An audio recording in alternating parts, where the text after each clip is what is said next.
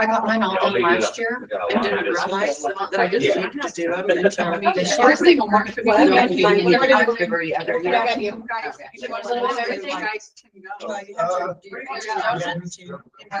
I've always been last minute. And I thought I was like, you didn't like me. I got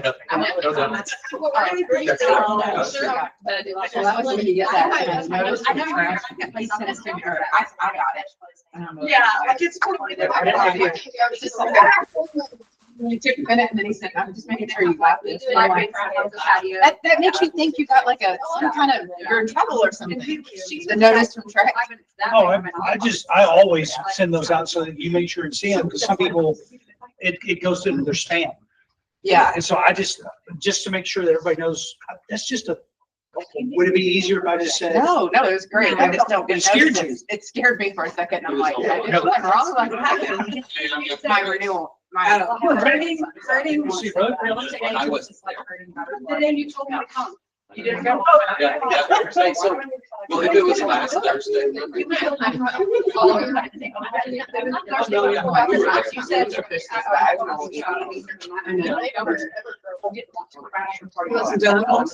Nope.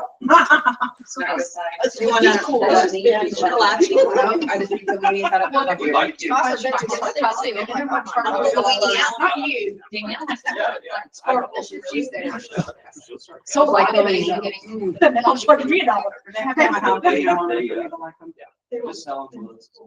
Okay, next one. Not a week. That's the thing that makes it work for me. I'm not a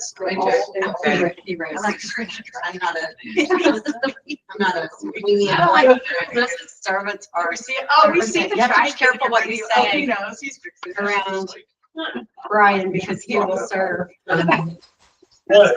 This is a trash video. I'm just glad it's not as close now. I'm trying to get this camera up a little bit higher so it doesn't look so weird, but I'm not sure that I'm going to be able to do it. I was going to try a trash can. Yeah, behind it. There you go. I mean, just a little bit of height will make a difference for how the people online see it. That's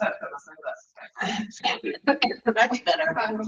Yeah, we can. I think that's a little better. Yeah. Okay, just try not to get them. Do what we can. Okay, it's 10 o'clock. Let's get started this morning. Thank you all for coming. Number one, today we are going to have two guests because Willis is going to talk to us. And Willis, thank you for the Chick-fil-A. Appreciate it so much. And then we're going to have Chantel from McKnight talk to us a little bit. But Willis, the floor is yours. Let me just fill that up there. Yeah. And I've got your stuff there. So Awesome. Yeah, Willis Richardson with Pure Funding Mortgage. I'm one of the owners. We started Pure Funding Mortgage about almost 3 years ago. So June of 22, and then rates went to like 7%. So it was great. But it's been a really good deal. We've been able to grab a lot of market share because of the products that we offer. We have a really quick turnaround on CTC on your conventional VA FHA loans. Our history is that Gary, my business partner, and I started in the business in 2020. So we were working for an online company, and in the 18 months that we worked for them, we closed almost 2,800 loans. Wow. So we were the managing. Yeah, it was a lot. Like if we weren't getting 200 loans a month, we were getting talked to. So we developed a process for getting loans through and to closing quickly. Back then, I think our average close time was about 21 days. So that was back then. But the problem was we lived in Weatherford. We were active in Weatherford, and we would talk to people, and they would be like, "Hey, I want to buy a ranch," and we'd be like, "Oh, we can't do that." "Oh, I want to buy an investment property," and we could sort of do that, but we didn't have a ton of flexibility with it. And so when we started sitting down talking, we said, okay, we want to do more than just your traditional loans. So when we started Pure Funding, when you think of Pure Funding, you can kind of think of it as 3 silos. The first silo is residential. We can do all your conventional VA, FHA loans. And I'm going to talk about some other loans, but I want y'all to hear this. 75% of all the loans we do are VA conventional FHA. I mean, they're your traditional homes, loans under $806,000. We do those all day, every day. We start talking about this other stuff, and then I only get calls on like really, really hard loans. And I'm like, hey guys, I do other stuff too. But we can get really hard loans closed because with residential, we're not just conventional. We have our non-QM products, so we can do 1099 loans. We can do bank statement loans. Because we've looked at so many people's tax returns, we know how to do tax returns to get the most income. We will always try to get your clients through a conventional underwrite if we can with tax returns, because you get a lower interest rate, get lower closing costs. When you go to a bank statement loan, it does get your client into a home if they're showing 0 for profit. You can't add anything back in. They're not going to qualify for a conventional loan. They can still get a loan, but you're looking at probably a full percent higher. On those kind of loans, the questions you always give a lender are, what are your interest rates? Our interest rates right now, we're going to probably be 1/4 to 0.5% better than any other local lender, if not a full point lower on interest rate. The only people that ever really beat us on interest rates are your internet lenders, and then you're dealing with an internet lender. They don't know the area, they don't know the people, and so we do those very, very well. With FHA, we're probably low 5s, mid 5s right now. VA, same, low 5s, mid 5s. And IPIN. we have an option. I haven't done one. So we're a broker. That's another thing. Sorry if I didn't mention that. We're a broker, so almost any loan out there we can do. We have a new option for I-10. The old option, the person had to have their job for 4 years. So we never really promoted it. We do have one now where they have to have had their job for 2 years. So yes, we can do them. But no habla español. we have Maria is Maria does. bilingual. Maria is bilingual. Awesome. So, but just throw out, if you know a really good Spanish speaking loan officer, we've been trying to hire one for 2.5 years. So Maria, get on it. yeah, just let me know. We'd love to talk to someone. I'll the word out there. Awesome. So the second thing that we wanted to be able to do was farm and ranch. And so you can look at this. I won't go through all this. We have 3 different kind of farm and ranch loans. We have hobby farm loans, which is really big in Parker County. Think anything that's over 10 acres and is going to have a loan that's over that conforming limit of 806,000. So none of our loans have acreage limits. So I've done 150-acre FHA loan in Oklahoma. That's because in Oklahoma land's cheap. It's not that cheap here. You can't do that. But so we can, no acreage limits. But if the loan amount goes over 806, you go into jumbo. And jumbo lenders have acreage requirements. But with this hobby farm, it doesn't. Now, if you go to an ag lender and you're saying like, hey, I have this house, 6,000 square foot house on 25 acres, they're going to say, we can't do that either because the value's in the home, it's not in the land. And they want the value to be in the land. The hobby farm. This can be house and land, Yes. or just land? Yeah. Well, no, the just land is the agribusiness and land. Okay, so this Yeah. one includes a home. This one includes the home as well as the rural residential loan. And it does, most of the value needs to be in the land. No. So this is basically a conventional loan in the same way a conventional loan would work, but we can use ag income to get them qualified. Like in Very a little warmed. Yeah. But they did say they turned the AC on. I don't feel it. Doors. It's a hot. She saw it. Here. Yes. I'm sorry. Okay, I'll take it down. for Thank real. you. I'm actually gonna head out too. Oh, you are? But Liz is on her way. Okay. So if y'all need anything, she'll be here soon, but also I'm gonna take it down. Thank you. Thank you, Chantel. Thank you for your help this morning. We're gonna get blown away on this. Yeah. It probably will. And then we'll be cold. So the ag loans for land, sorry, we're still talking about hobby farms, got distracted.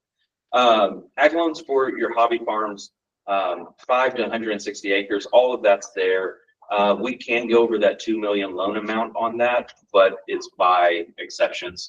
So, however, with the agribusiness loan, we can go up to 100 million.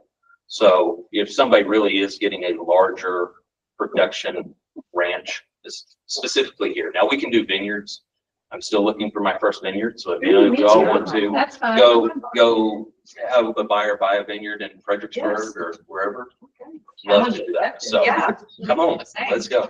So we are licensed in California. We are doing some refis on some vineyards in Napa. So they're great options. But I mean, it's really for production agriculture. It is not a loan for somebody to buy and then subdivide the property. The appraisal does have to have highest and best use agriculture on these on the agribusiness level. So y'all can remember that. If you have questions, just let me know. I don't want to like just go too deep into any of this, but just trying to give y'all high level and something to look at. The last section is investment properties. So we started doing DSCR loans right when they started becoming popular again in 2022. The reason is that the reason they kind of went down in popularity is the lowest DSCR loan rates ever got was about 6.5%.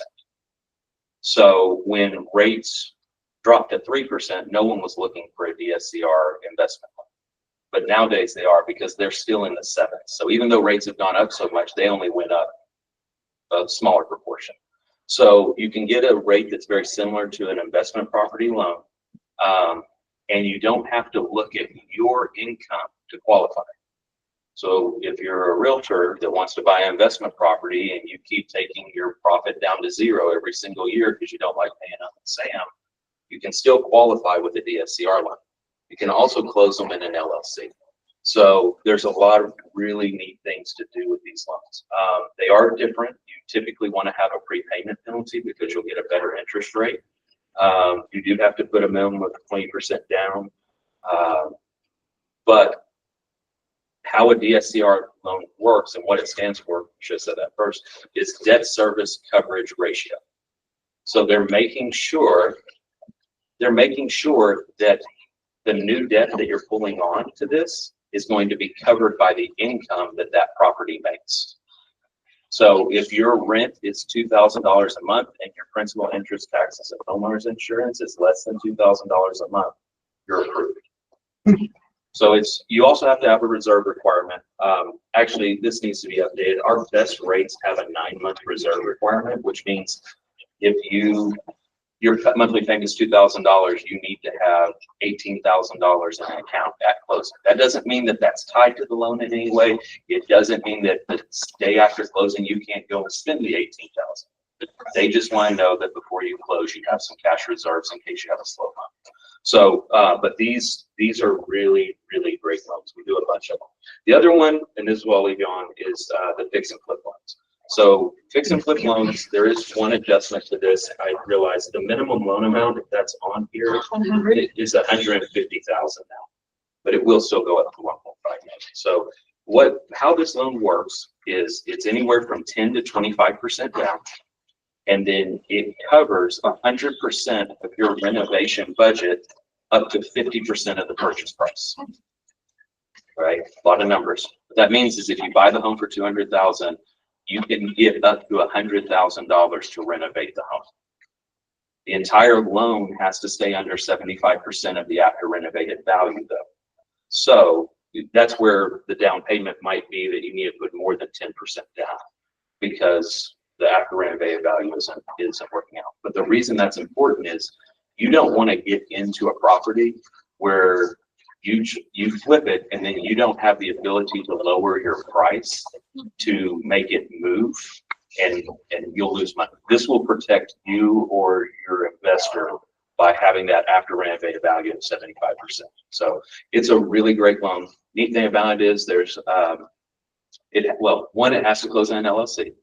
It's a 12-month interest only loan or an 18-month or a 24-month. You have to pick your term beforehand. Most people pick 12 months. And there's no income requirements. There's no asset verification, and it's only a soft credit pull. Okay. So y'all could go out, even if it's your first year in real estate, and go out and find a fit home that's distressed and buy it with as little as 10% down, fix it up, and turn around and sell it. So it's a great loan. We do a lot of we do a lot of both these loans with realtors themselves as well, not just their clients. But it's a great strategy that we found that our realtor partners have, is finding investor clients that go out and don't just buy a home every 3 years or 7 years, but are trying to buy 2 or 3 a year.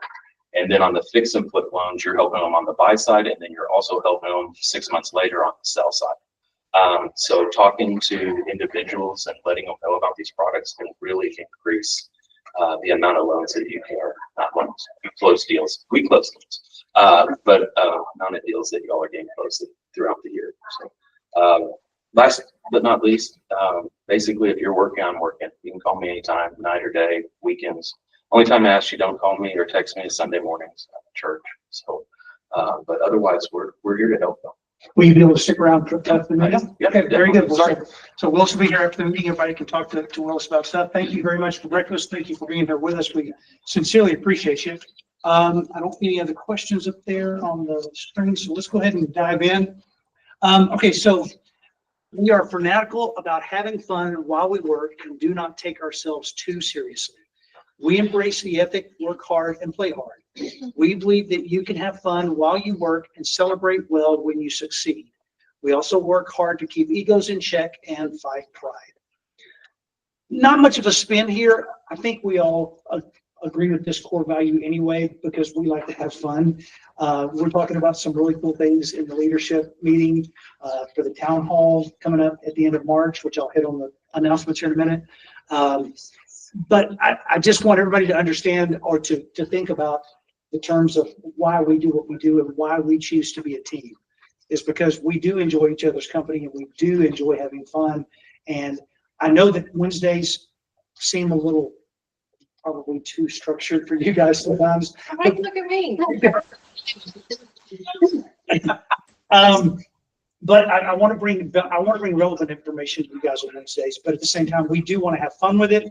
And I hope some of the things that I'm going to show you today will maybe not be fun, but they'll be interesting to you. Okay, let's move on. Announcements. Next week, we're going to be back at the office. We have floors. We have actual plywood. I just went to the office a few minutes ago and took some pictures. We actually have plywood down the hallway now into the podcast room, and all 3 of the back offices, they are actually solid. You can walk on them and they're not falling down, which is awesome. We are planning on having the crews come in this weekend to put down the new flooring that we are going to have. Then Tuesday, the leadership team is meeting at the office, and we're going to remove everybody back in. Monday's going to be for cleaning. So by Wednesday of next week, we should be at the office. So next week, we're back running where we need to run. So Ginger Heiss and Holland Holmes will be with us next week. Oh, hello, Miss Ginger. Let me give you this chair. Would you just pass this around, Fred? Thank you. Okay, so like you guys probably saw last week, we are postponing the Reach Chat campaign. It got a little bit more hairy than what Kristen thought it was going to get, so we're pushing it back to the end of March. But they're still diligently working on it, and we'll be back in the office, so it'll be a whole lot easier to do after spring break. The week of the 19th, there will be no meeting. No meetings at all March the 19th, because that is spring break official, blah, blah, blah, blah, blah. Some areas are the week before, some of the week after, but I'm going to be out of town, so if you guys can show up, and y'all can talk if you want to, but I won't be there. Okay. Town hall is coming the Thursday, March the 27th. We have a location identified, but we've got to book it first, but it's close to the office, and we think it'll be fun. Okay, so we also, Fort Worth Star Telegram, I'm going to hit this slide, is voted Fort Worth favorites. So if you want to hit that QR code, take a picture of it, and vote for 6th Ave, we would sure appreciate it. Or you can just go to that website and vote there. Voting is up through March the 7th, so we've got another week or so of actual voting.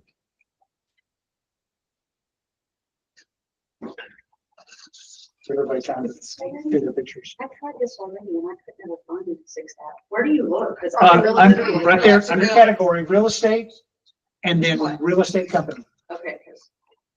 That's the only place where Company. Okay. we started to go into 6th Ave storytelling and construction design, pool outdoor, and we just decided to just do real estate company.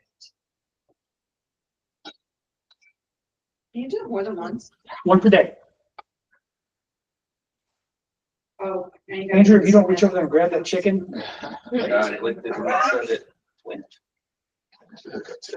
So once a day we can do it? once, you can vote once a day.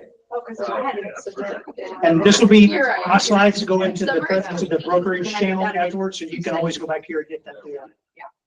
Okay, we're gonna move on. Congratulations, ladies. The Real Producers event was last night, was it?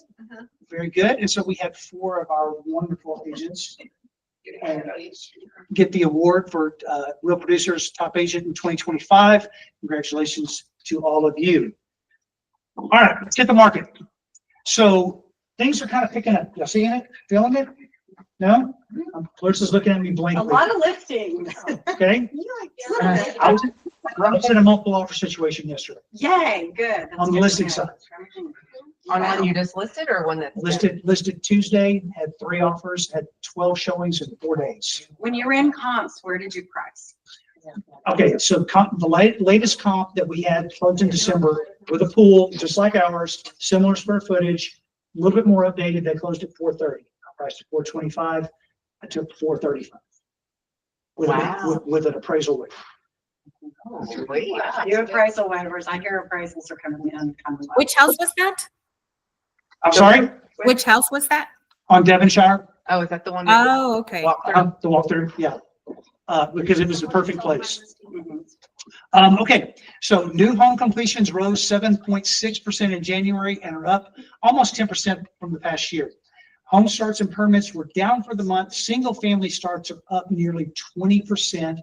Permits up 24% over the 5-year pandemic average. Now, since this came out Monday, I saw another stat yesterday that the builders have stopped building as much, that they're pulling back slightly because they're not seeing the rush that they thought they would see. I think they're early. The rush never happens in Texas until after spring break. I agree. It does not happen until after spring break. So if they're pulling back, I think they're doing the wrong thing, but there's enough inventory on the ground right now that we can probably deal with that. Okay. Existing home sales in January grew year over year for the 4th straight month. They decreased from December, but remained 2% ahead of a year ago. Inventories rose 16.8% the past year to a much improved 3.5 month supply. We're running about 4.5 months as an average in the Metroplex.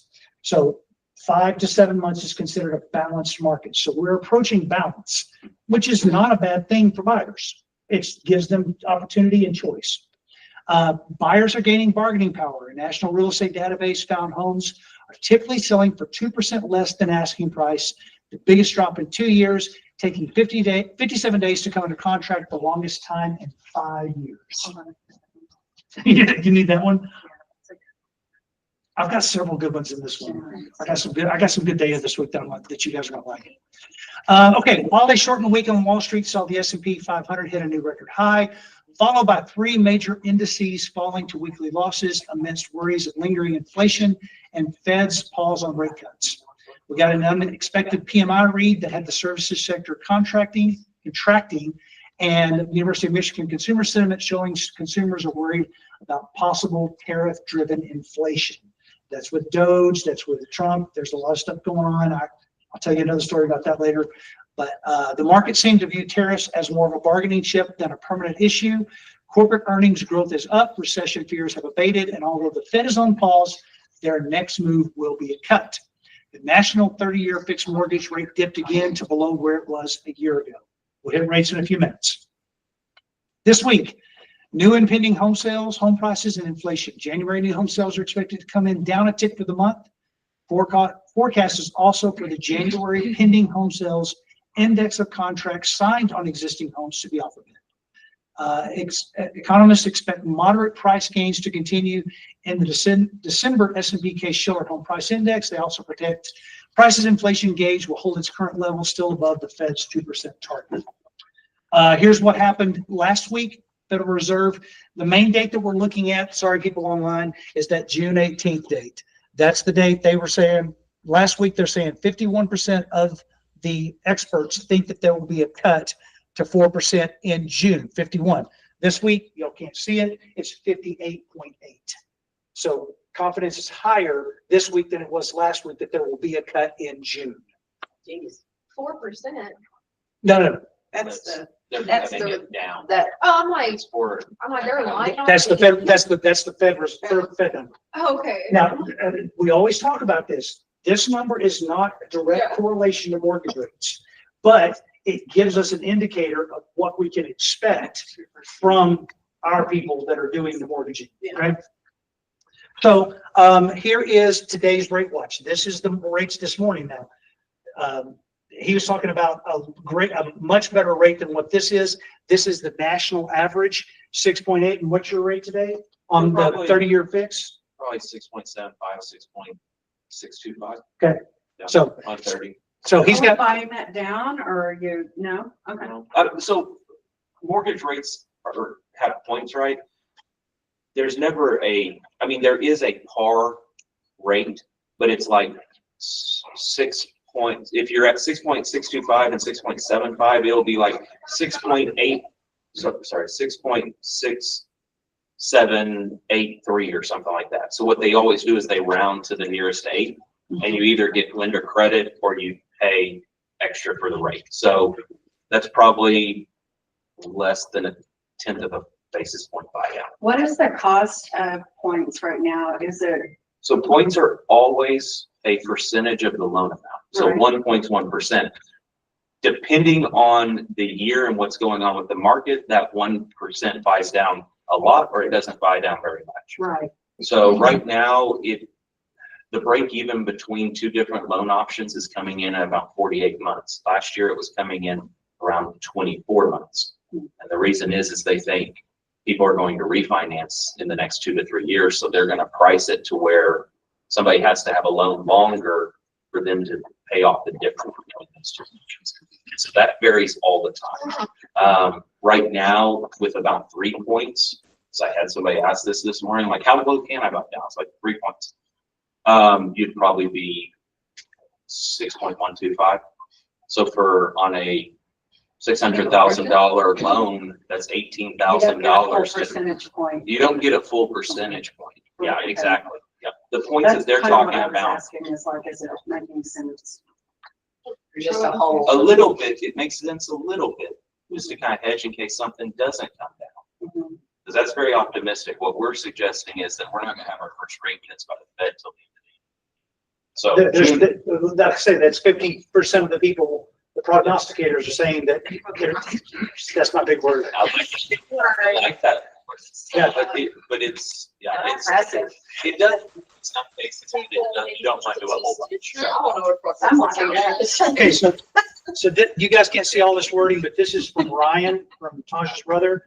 Rates are at a 2-month low to start the week. Great news for those who've been waiting for a little relief from the 7% rate. The 30-year conventional is now under that mark for well-qualified buyers, and overall FHA, VA, and USDA rates are looking favorable.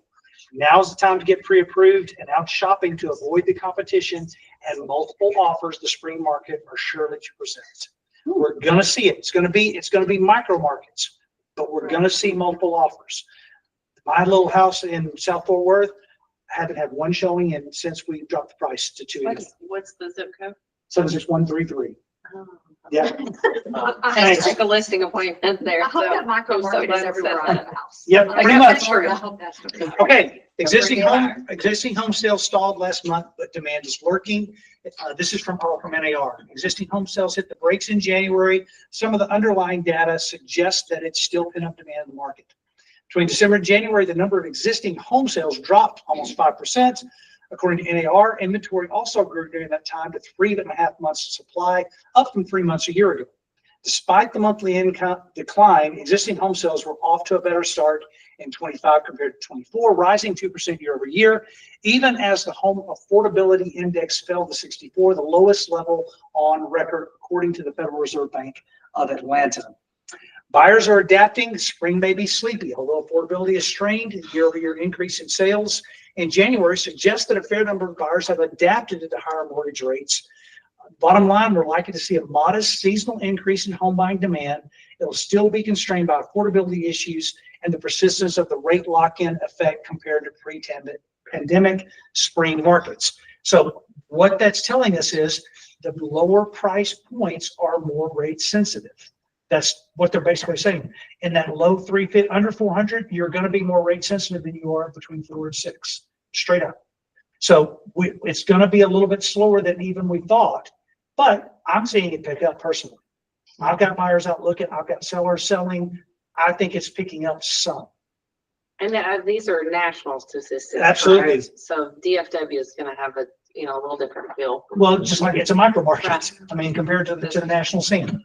I still don't think buyers are making quick decisions. Even when they're out and looking and my showings are good, they're very slow to decide. Like they may have to see it They have choice. 2 or 3 times. Well, that was like I know I follow her, Linda Baker. Oh, yeah. And she was talking about that, like this spring market. She was talking about like you're gonna have like buyers are gonna have to be patient because you can go look and then sell because sellers still have inflated egos. Yeah.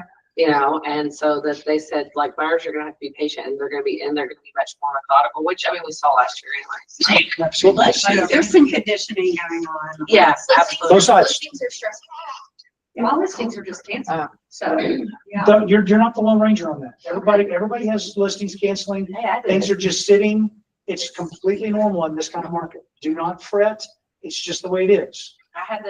Brian and I had to have that conversation about 6 months ago. I was like, I've never lost a listing before. I had neither until Burleson, the one I had over there, and I was like, holy cow. But I mean, just to We had no just to showings. share the emotionality of the market, like y'all know Garland has like, I've had it for a year. Yeah. It's family stressed me out. I've told them 400, 400, 400, 400.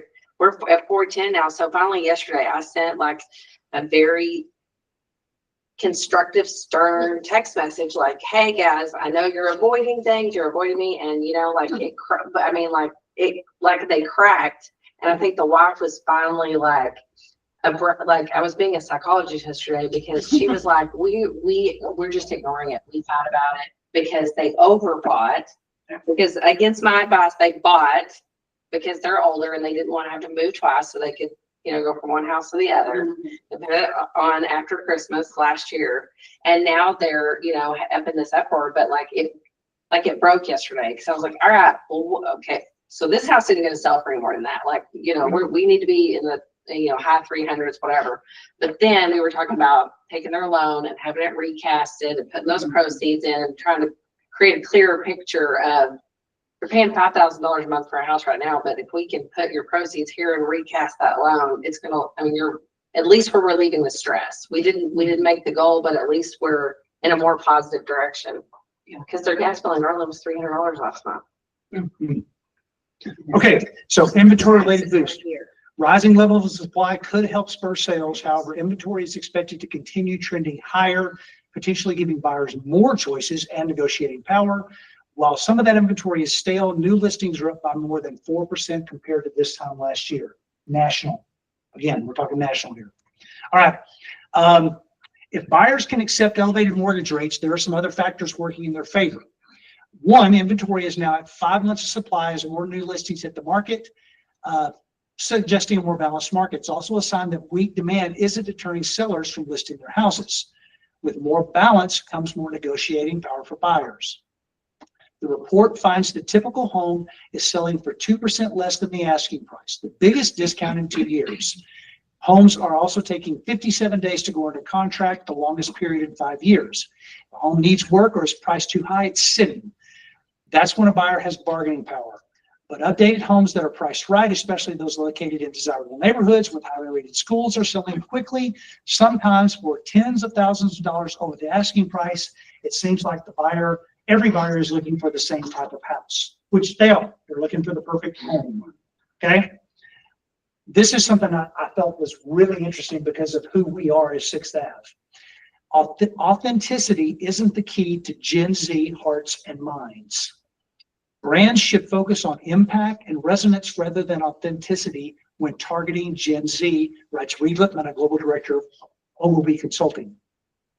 Gen Z is more interested in how a brand makes them feel and the tangible impact it has. Noting that brands should emphasize adaptability, embrace multiple truths, and prioritize community-driven validation. I thought that was an interesting. That's a word salad, absolutely. But the big thing is, my big takeaway was that we should be focusing on, Our kids. That's my kid. This is Gen Z. Yeah, Gen Z is after, you've got to be about 40 or under. Gen Z? No, that's below me. No, Gen Z is So Gen like, Z can have X and. somebody Google. I'm like, I think Gen Z is younger than. so they have millennials But and Gen millennial and then And Gen. then Gen A. I so like the also high mean school Gen students, Z. right? So to like, so 20, just talk about 20 to 30-year-olds, 30 to 40-year-olds. Well, Like a label.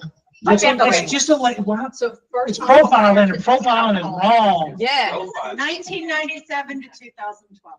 Okay. Yeah. So 97, Yeah, that's, that's good. 97, that's somebody that's 28. and then I have a kid No, I daughter, am 95. Gen 95? Alpha. You're close. She's a millennial. That one's a I'm not. Generation Alpha. Okay. That's next, Got it. after Gen Z. Yeah. So we'll be talking to We them. should have been doing that from the beginning, just do the alphabet again, that'd have been so much better. You know, you're. Instead of Start at X. And if I start X, and then Y, and then Z, Okay. So- all right, this is Tim. This is something that I have taught you guys, some of y'all weren't here when I taught this class, about the Sunday night, gosh, I just lost it, Sunday night, something or other. On Sunday night, you write down the 3 things that you're going to get accomplished for the week. And you don't do anything until you get those 3 things accomplished. They're usually big ones. Some people call it eating the frog. Eat the frog first, and then you can eat the rest of the meal if you're having problems. I just started.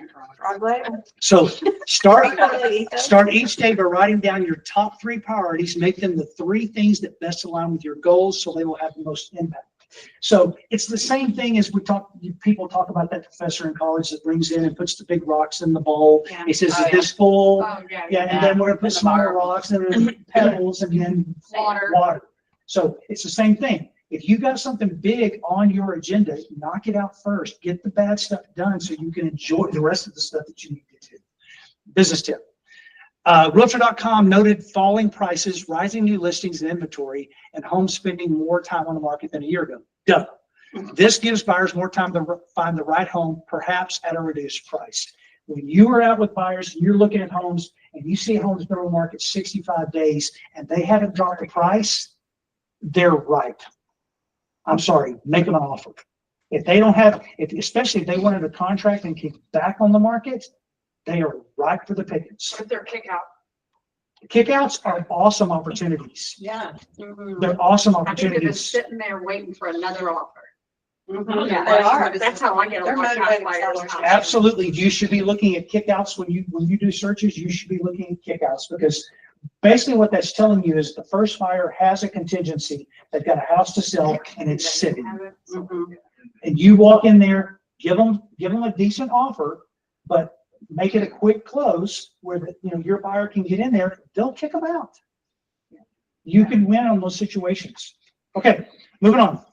So why aren't y'all using list track? There's only like 9 people that are using it. No, what is it? Nothing.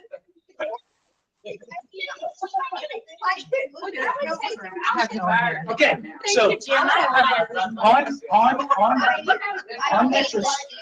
on Matrix, on the home screen of Matrix, your screen, depending on how wide your browser is, some of these things will be hidden on the very beginning page of Matrix. If you will click the down arrow, you will see list track. List track puts reports like this you can set the day, you can do it twice a week. I do mine on Mondays. That's part of my system. On Fridays, I call them and talk to them or text them, and we talk about numbers and showings and things. On Monday, all my listings get this report, and it shows them who's looking. Realtor.com, Zillow, everybody gives them that report. That way, when I talk to them on Monday, here's my report. I told you on Friday, here's the report on Monday. I'll talk to you on Friday. And I added that, what is it on Real Scout? The buyer demand report. Oh, yeah, the test or the heat map.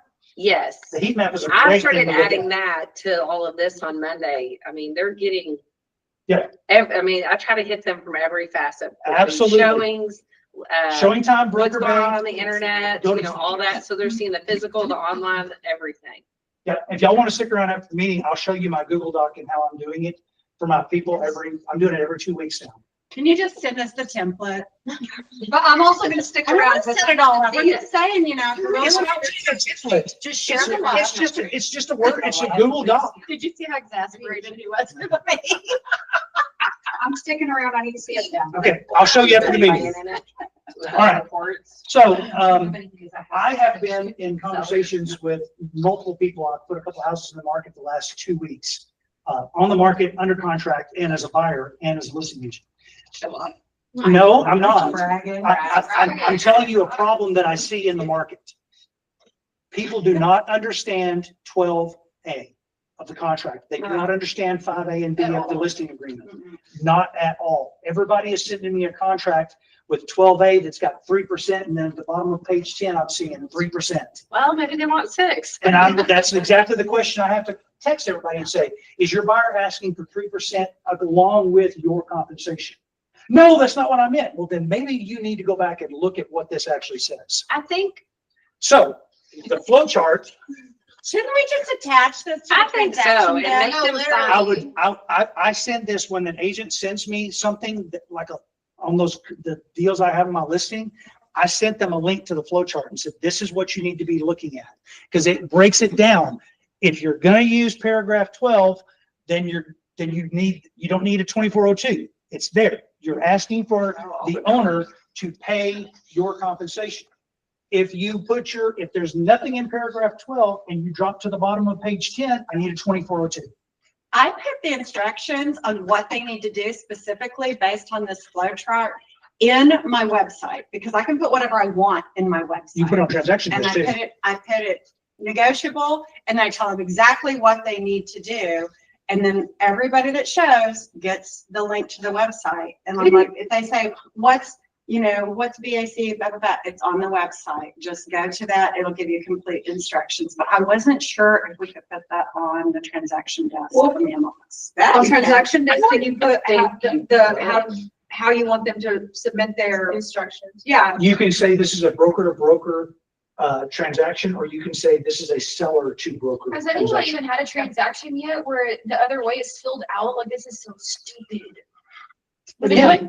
Yeah. Like, Yeah. where the owner is like, it's not broker to broker, the other way. Absolutely. Yeah. Yeah. What is the difference? I've gotten offers where they did everything.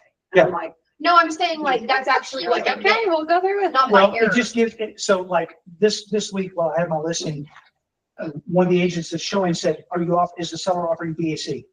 Yes, up to 3% with an acceptable offer. What does that mean? it means it's negotiable. And I said, and I replied back and I said, we're not being weird. It's just that the seller wants to retain the right to negotiate your compensation based on the offer that you bring him. Yeah. And that really, So get your really, skills up. I'm sorry. Where do you put broker to broker? You do not put broker to broker in MLS. You can put it on the transaction desk. She said, can you put the flow chart in MLS transaction desk? I don't know about that. Let me I'll find that out That's from my Greater question. Fort Worth. I don't know why you could, I mean. The flow chart is public knowledge, but I don't know if they're going to allow that to be on there or not. But you can, like, if you have instruction that you put in transaction desk, Yeah. you can say this is a broker to broker transaction. And That tells that any agent that has been to 1 or 2 classes should understand what that means. I don't think that would be. So in your offer instructions, like, seller doesn't have survey, buyer must pay. This is a broker transaction, number 4. transaction. well, I mean, really, it's, I need to get to that. I need really to get it's to this apples to right now. apples, but What how is the difference between a seller paying it and broker to broker? I think that, Responsibility. well, that's what I'm saying. I think like with the antitrust lawsuit, it was kind of the thought process of if you're doing a broker to seller, you're putting the seller in the driver's seat of how that agent's going to be compensated. Instead of saying, I'm going to give you 6% and you allocate it. But how has you anyone see had a fit. transaction like that? Okay, so Like, the best way I can how explain would it is it- broker to broker means it's already decided how much. Yeah. you're gonna make. Right. She's, Broker to Jenna's seller. you're the seller. Yeah. Jenna comes to you, signs the listing paperwork, discusses with you compensation. You agree to do it how we used to do it, where you're upfront Set agreeing kind to of- pay a certain compensation no matter what. It's signed, it's in the listing agreement. No matter what offer I bring, your sellers agreed to pay 3%. It's in your listing agreement. That is broker to broker. It's Okay. done. We're not, you know. there's But in not this negotiation. market where homes are sitting, We may negotiate it. I was setting you up. I was setting you up for that. So the way how we're discussing it is not the way he responded, because if he responded with they are up to 3% depending on whatever, that's an owner to, That's. right. So then That's still a 3%. You can still say I that, can still say up even to though 3%. even though she said that it's definite already 3% in the listing agreement. What if So it's you can under still that? say it's I can go back and negotiable. amend the listing agreement. if I All want right, to. after you said that and then Yeah. come, okay, Yes, that's what I you was can wondering. still- You can still. So You can still say that even though it's broker. That's what makes it confusing, is because it's like, that's why I'm like, so then if it's seller or whatever, you have, so. This still You shouldn't just be need as to decide how you're confusing. gonna do your listing agreement and how you're gonna accommodate change. That's all it is. Right. Because you're It's gonna fill negotiable. something out if things change, and inevitably they You can will, amend it. because that's the status Yeah. of the market. So just decide It's how you're gonna do negotiable it, until it's not. and then how you're going to amend it should you need to. Yeah, Like because it's I always- can do the talk all day long and, you know, mix and mingle and do whatever. It's the actual tangible, things like the sheets that makes it confusing, because I can do the job and I can negotiate commission all day long. But it's that, like, what the hell? But that, but you know what, but that was like, was it Monday? Monday, I went on a listing appointment and literally I'm explaining this, like, hey, do you feel comfortable, whatever? And she's like, wah, wah, wah. She's like, that's all I hear. She's like, I don't care how you pay them.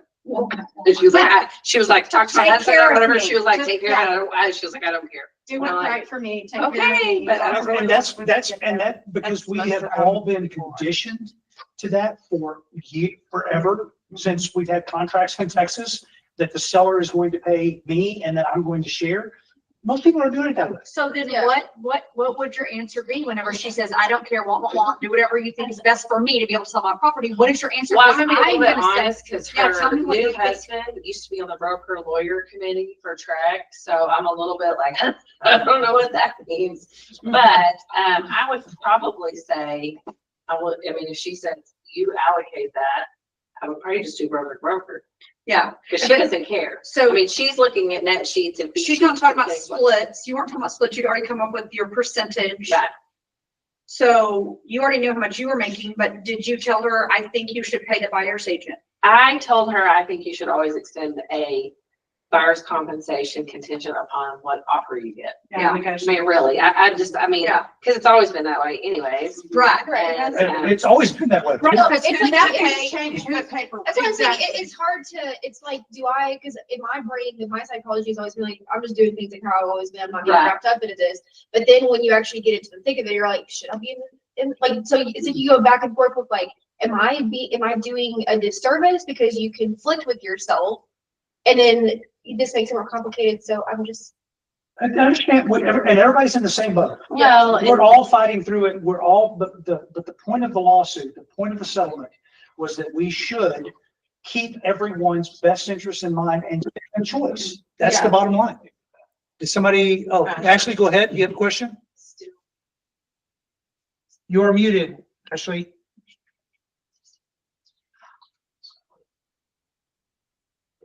Okay, I'm so sorry. Can you hear me? We can hear you now. Okay, so really what I'm explaining to people also is the biggest change is we no longer are showing compensation on the MLS. True. That's it. I mean, that's the biggest thing I think that we've taken out of all of this is it's no longer for everybody to see, all listing agents or all buyers agents to see on the MLS. It's not, something that they're thinking is guaranteed up front, which gives the seller more of power in negotiating, I feel Sure. like. True. That's a fair summation. Maria, you had your hand up? There was I don't know if y'all listened to NPR, Freakonomics. They interviewed several people from all sides of real estate, from NAR to sellers and buyers and realtors. And it was interesting on some of the questions that they were asking and some of the scenarios where they would instigate the client, like, did you know that the other actual buyer or the prospect actually responded and not just the agent, that the agents were the ones that were in cahoots or the ones actually bickering about the compensation? So it gave an insight of what other people are putting in people's heads, like instigating. Mhm. And they, at the end, they were like, you know, I foresee this to be a fee-based compensation and no longer a percentage. Oh, okay. Well, I think that may be something, especially coming from NPR. I think that might be something that happens nationally, especially in some other markets. I mean, I read a story yesterday from a guy out of, I don't know, Washington DC, Virginia or something. And he said that realtors should no longer give feedback in your follow-up. Well, there was a There was a lawsuit, though. lawsuit, yeah. There was a lawsuit about giving feedback. And what happened is an agent showed a buyer and gave feedback and said the buyer didn't want to purchase the property because the house was priced too high. And then some time went by, and then the agent went back and took the same buyer and showed it again and submitted an offer.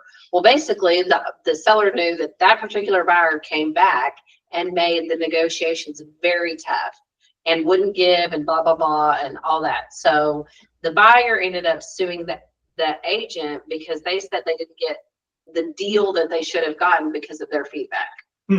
So now I'm starting to see it all over, like, nope, no feedback.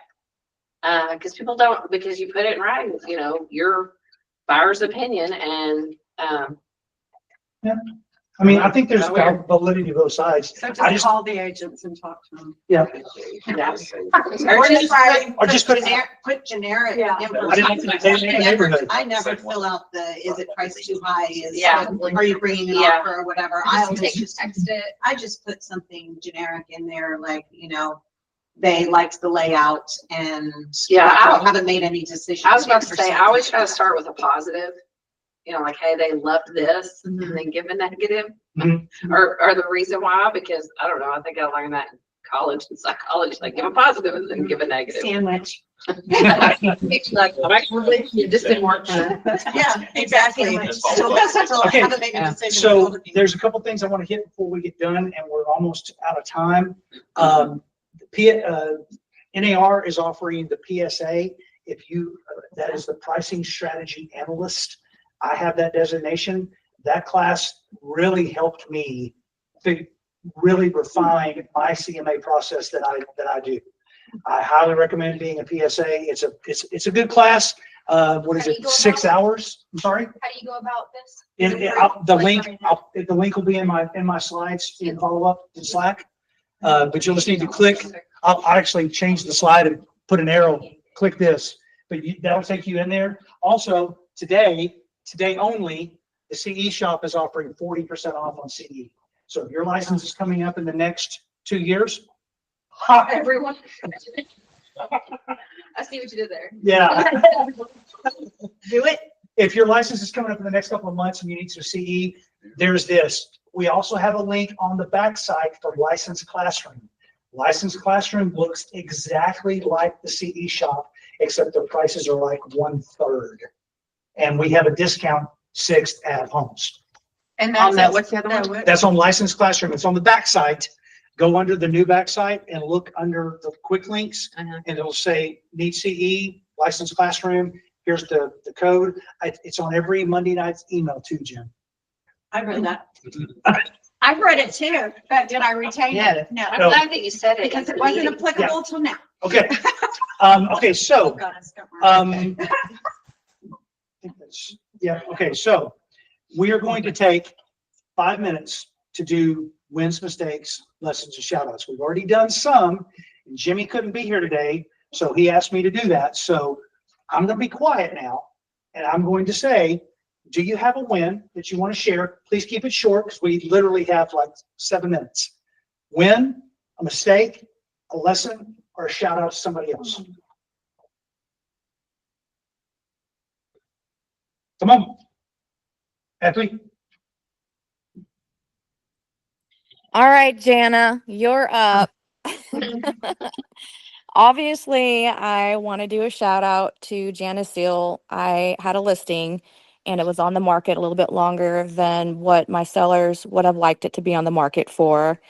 And then it got a little crazy because some of the advice that I was giving and going back and forth with my sellers, they were just, it was a little bit of conflict, and they felt that they weren't really vibing with me and that I was not being as direct as they would have liked. She had a particular personality, and to be quite honest, she needed of a particular personality to represent her in a different way. And Jenna Seal stepped up to the plate and she helped me get the deal done and get to closing. And she had the perfect personality to do it. And I could not have probably gotten to closing without her. And I am truly grateful to her. Aw. It's just one of my multiple personalities. Hold it out. Are you available? Yeah, I can change with the room. Chameleon. But it was a pleasure working with you, Ashley. Thank you. Same. I'll give a shout out to Brian Sinclair. When I call and I'm like, will you please go look at this listing? Because, I think I'm crazy. And then he sends me an entire Google thing in depth and I can go and, reiterate first of all, he doesn't make me think I'm crazy because we're usually right on the same wavelength with prices and things like that. But his in-depth data always helps to push it a little bit with my sellers to be like, here's what we need to do. Good. So Glad to help. I'll shout out my Mansfield girls. I just feel I've gone through the 6A without having people around me and like in my town, you know what I mean? Like it was kind of the Fort Worth and the Parker County bunch and then there's me over here. And I just love having you guys in my same town and helping me out and showing up in places. It's just been wonderful. And the way that you guys, we have camaraderie and support for one another, and we have support for everyone in brokerage too. It's not just that, but it's just been such a blessing. And they come by and pick me up and bring me. It's awesome. Yay.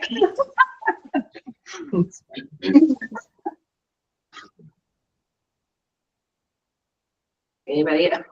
God, it's so awkward. Okay, I'll give one more. Okay. Angela Webster, we went on this little trip trip to Mexico, a realtor retreat. And I will say 6 Ave represented better than any of the brokerages there. We did because we were making fresh guacamole and we were making banana daiquiris and we were serving everybody and everybody else was just kind of like, Waiting for us to bring them their drinks. So you know what? I just think we always serve wherever we go. Literally. I made the daiquiris. I'm sure that talks to me a lot. I will do that. What? Yeah. It was We right. got videos. Somebody else. We got print. Win, mistake, lesson, or shout. Really. I'm sure I've got a few mistakes. I know, I'm trying to think of one.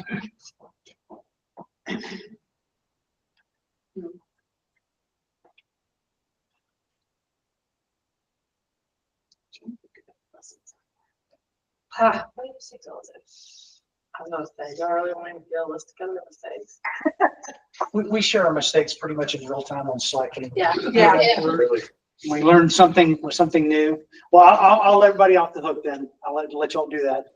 If you want to stick around, and I'll leave the Google meeting going, so if anybody wants to stay online and see my Google Doc and how I'm doing that, you're welcome to stay. If you need to go, of course, that's completely fine. But that we'll call this a meeting. Thank you all for being here. We will be back at the office next week. Thank goodness. And so that's it. Thank you all for being here. All right, so we stop sharing this. Yeah. Go big red spaces. Yeah, it's weird. Spaces in between. Yeah. And Someone stopped me from going to housing house and doing solid.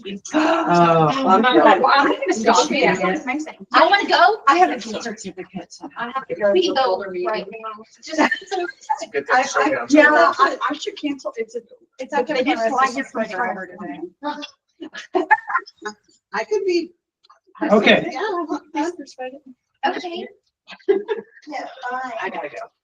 If you gotta go, you gotta go. No problem at all. Thank you for being here. Okay, so let me just get the brief point of this. So this is a Google Doc. Let me close this thing so it makes it look bigger. Okay, so every 2 weeks, I'm showing this particular, I just literally share this document with my client by clicking the URL and sending it to them at the top, which you can't see, but I just send the URL to them and say, hey, here's my thing. So the first thing that I'm doing is I'm going in and I have preset on MLS my searches, and like you get 10 favorites on your tabs. So each one of the people that I'm waiting to list their home until the market is right, I have them as a favorite. All I gotta do is go in there and click one thing, and it's the exact same search every single time. So I don't have to go rerun it. I just need a hands-on class. This is what this is. Set this up. Like, I need my laptop right here, right now, doing it with you, because then I get home and I'm like, Okay, so on MLS, under my favorite searches, okay? So I'm gonna, the house I'm showing you is Devonshire, the one that went under contract, okay. okay? So I'm gonna go here to Devonshire, and I'll hit this, and hopefully it'll load. So here's this is my search that I use every single week since October the 24th. Gotcha. I'm looking at his particular neighborhood, and then I want to see what houses. I have changed the columns that I use. You can do that through that gear icon right there. And I add in the showing service of who's getting it showing. The reason is I'm going to show him broker-based stats and showing time stats. So if I show him showing time stats, he can go back and he can look and say, okay, this house was showing time, this house was showing time. I can see exactly how many showings those two houses had, as opposed to broker bay. Right. Yes, I am. A lot of details. I'm not quite as detailing as you are, but that's okay. Okay, so this is the exact neighborhood. I'm looking all at Diamond Lock, and I'm also including Richland Hills West because it's just the next subdivision over. If I get to an appraiser, which I will get to an appraiser now, he is probably going to pull everything within a half mile to a mile. Okay? If he does that, he's going to get a lot bigger comps than what I've got. But I had to worry about the number of showings that I'm going to get on this house looking at this data. What are these houses doing? This house has been on the market 124 days. Okay, so I'm going to stop just for a second. I'm going to go right over here and do this. Okay, this is one of those movie things. So while I'm talking to the agent that didn't win last night at 10:30, I'm talking to her and she goes, can't believe that he took the other offer. There's $100 difference between the offers. He took the one that was a VA because he's a veteran. That was his choice. Okay, so she said, we saw another house that might be a possibility, but they haven't dropped their price. And I said, name, I'm not going to mention her name. Have you looked at Briley? Because this is a similar house. This one, 6529 Briley. It has a pool. It's been listed for 81 days at $469,990. Then I went back and I looked at the property history and saw that it went under contract, came back after 6 days. I said, they're right for a low offer. They're low hanging fruit at that point. So even though we priced at 435, this one's at 470. It's a little bit more updated. You might be able to get it for 445, even though it's listed for 470. Okay, back to the first thing. All right, we're going back to Devonshire.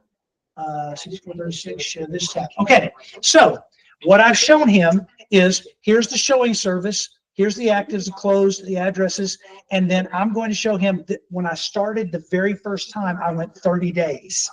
After that, and I'll drop down the page in a second to show you that I went to different time periods. We went through Christmas. I'm not going to run comps during Christmas. So for the last 30 days, here is what is shown in showing time. Here's what is shown in 76180. Here's all of 76180. This is just Diamond Lock. So I'm breaking it down because showing time gives me the ability to do zip code and neighborhood. Broker Bay does not give you the ability to do neighborhood. And that's subscribed, right? That's a subscription. Showing time, yes, I pay $15 a month to have access to the market data.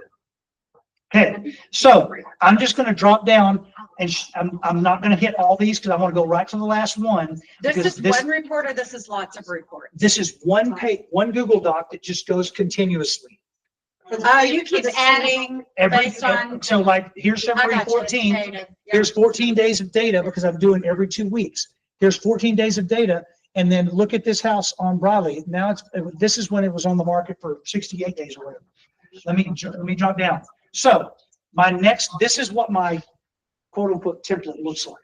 So all I'm doing is I take that right there, copy that and paste it to the sheet below. And then I update this one with this data.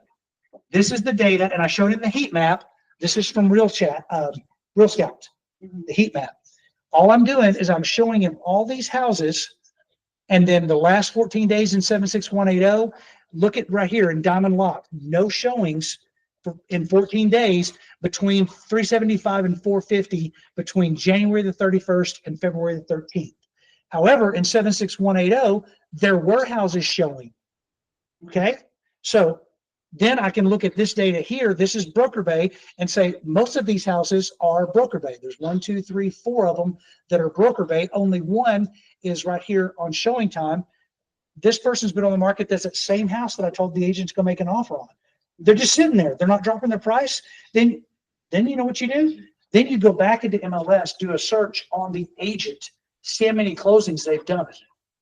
Then you know if somebody, because literally if somebody's has only done 1 or 2 transactions, they probably don't know that they need to lower the price to get it sold. Right.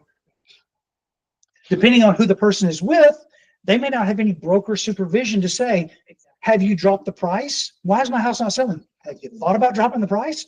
That's a simple conversation. This person has only sold 6 houses.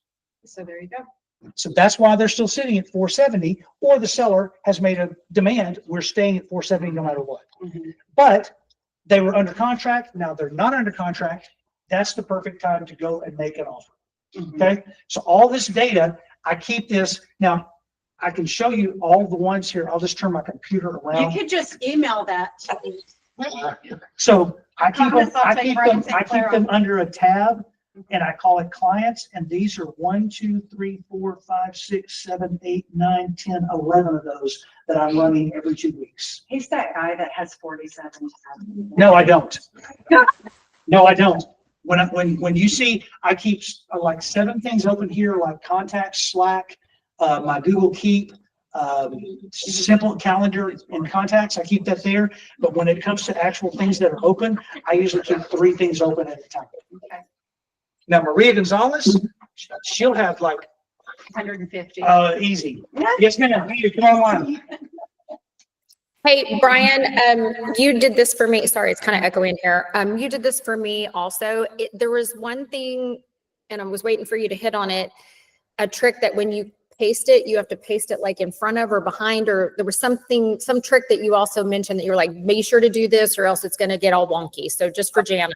Okay, Yeah. so let me do that while I'm here. Okay, so when I'm going to jump back to MLS and let me share this tab. Okay, so this is the way that I do the comps. So I go over and I click all, and then you go down to stats, tabular, and it's going to pull this.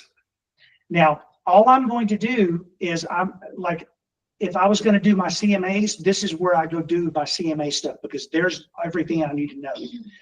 When I'm doing this for my client, I'm going to screen grab. Okay. So I'm going to screen grab from the showing status. I don't care about the MLS number because he doesn't need to know the MLS number, Right. but I'm grabbing this data right here.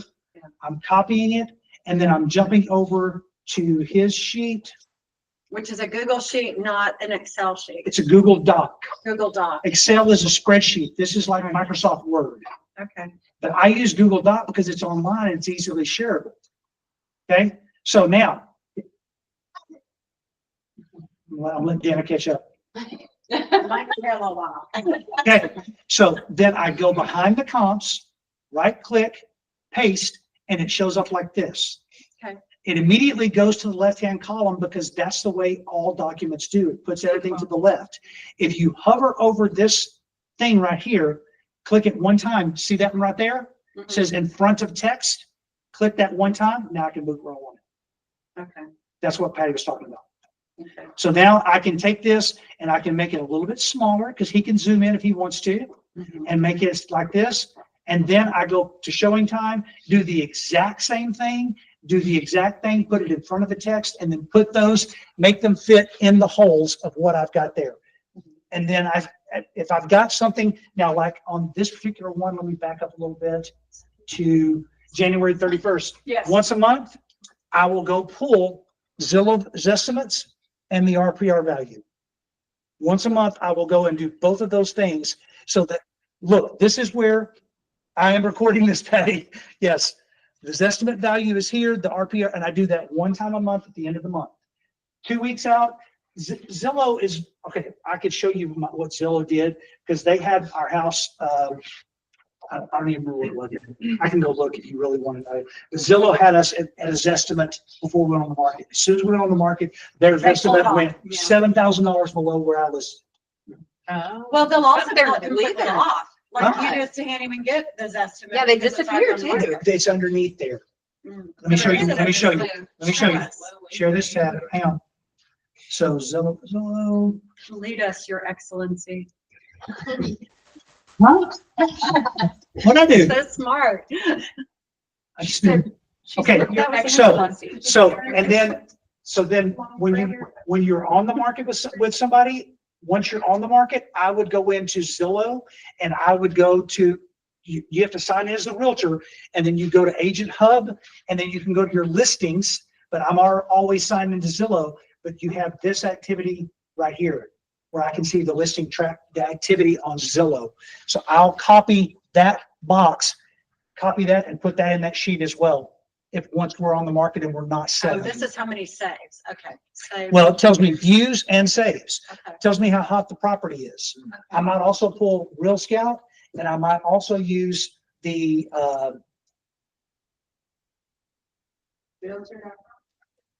Real Scout feature where you sorry, brain won't work. Sorry, I gotta go look it up. It's called, I'm gonna share this tab. Test the market. Right here under listing tools, you can test the market.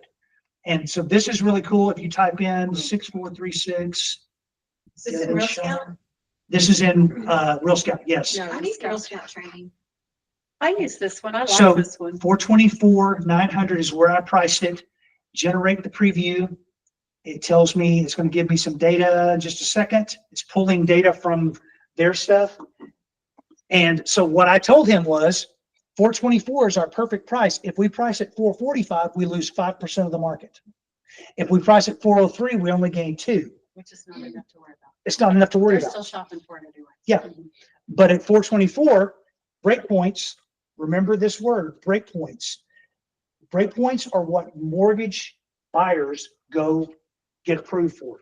Nobody goes to Willis and says, I want to get approved for 418. No. Nobody. They either go for 400 or they go for 425 or they go for 450. Then once you get above the 470, 450 mark, it starts moving in $50,000 increments. You get 500, Okay, I always thought 550. it was 50,000 increments, but you're saying below what is? Below 500, would you agree with that number? Yeah, below 500. Like sometimes you have to, like, especially if somebody's in the 200s, like Mhm. you have to get down to like, you can get. And the other thing also is when you're pre-approving someone, there's a massive difference right now between homes for taxes and homeowners insurance. That's right. And so they might be approved for or so smaller 225, but I'll tell them, hey, you need to stay around 215 because you don't know where those taxes are. If a roof is older than 5 years, $300 a month for For homeowners insurance now. Yeah. I mean, it will kill a debt to income ratio. So what's that? Good so- thing in Tarrant County, we're moving to 2-year Every other year. evaluations. Mhm. Every other year you It's evaluate in Tarrant Yeah, County. property taxes. That's- So it's yet to be seen what happens at the 2-year mark. It is, and it's gonna be a bigger increment but they're still But they limited. do have a 5% cap unless it's some unreasonable. And they're talking about raising the homestead exemption again to 140. Yeah, so, okay, that's everything there that I wanted to show you. Let me show you, let me go back to 6436. Okay, so, this is what I wanted to show you on Zillow. So on Zillow, when you're here, if you go to the public view, oh, you can't see it. Thank you, Kaya. Okay, so when you get to Zillow, if you just look at this, it will tell you the 424, it's listed, now it says it's on the contract. The number is right down here in the bottom left-hand corner. Your Zestimate value, see, they've got me at 417.6. Before we listed, let me go look real quick, because I've got it exactly what it was. Just to give you an idea of what they're doing. They're just doing a blanket, like 1 or 2% below this price because that's kind of what it's happening. Yeah, people are not getting 100% to this as a. Can I show this? What is that? Let me see. I don't know if this is going to work or not.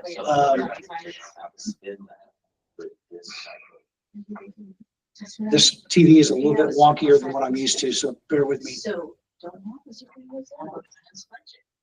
No, well, let me do it. Well, I can do a window. Hang on.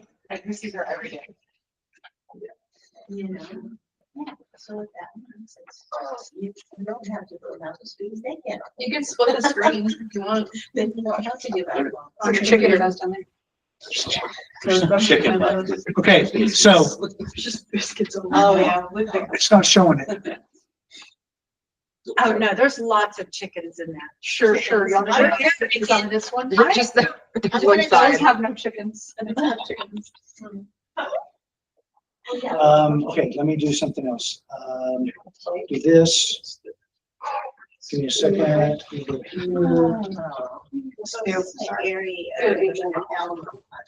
Sure, that screen. Okay, so you guys saw, come on, mouse. Yeah, because you guys are aware. I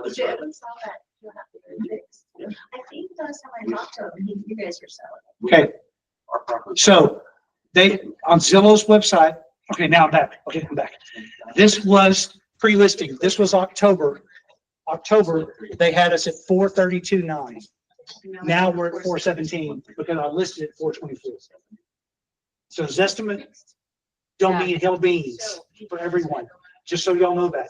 I probably already knew it anyway, but that's why I don't trust it. And you have to look at it. Yeah. You have to look at it because everybody else is looking at it.